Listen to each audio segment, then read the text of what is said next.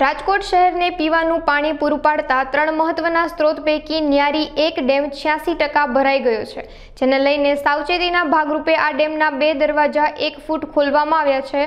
શહેરને પીવાનું પાણી પૂરું પાડનારા 3 જળાશયોમાં નવા નીરની આવક થઈ છે। ન્યારી 1ની સપાટી 23.50 ફૂટ પર પહોંચી જતા ઓવરફ્લો થવાને આડે 1.10 ફૂટ જ બાકી છે।